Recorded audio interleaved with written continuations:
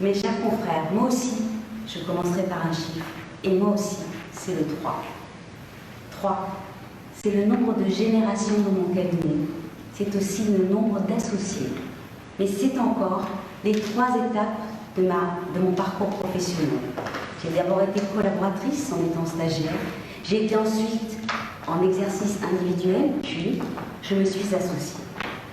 J'ai ce sentiment d'appartenance au barreau de Marseille chevillé au corps.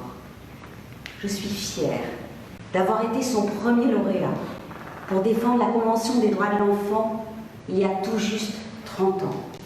J'ai brandi un ours en peluche devant un parterre d'officiels à l'époque pour montrer symboliquement la détermination et le courage des avocats dans l'exercice de leur mission. Défendre mon barreau, je l'ai fait aussi pour qu'il soit représenté au niveau national et qu'il porte sa voix. Travailler avec et pour les confrères, je l'ai fait en commission.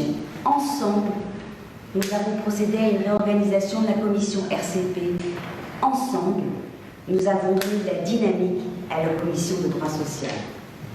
Enfin, le Conseil de l'ordre, dont j'ai été élue à 2 reprises et à 20 ans d'intervalle.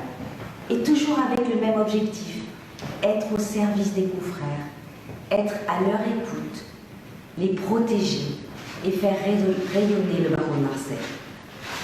Ces derniers mois ont montré toute l'utilité de l'institution ordinale et du bâtonnier pour faire face à une crise majeure et maintenir l'engagement et la cohésion de notre profession. Les attentes sont à la mesure des difficultés et à la mesure de la souffrance exprimée par nos confrères. J'en ai pleinement conscience. Mais nous avons toutes les armes pour vaincre ensemble, forts de nos compétences et de nos valeurs.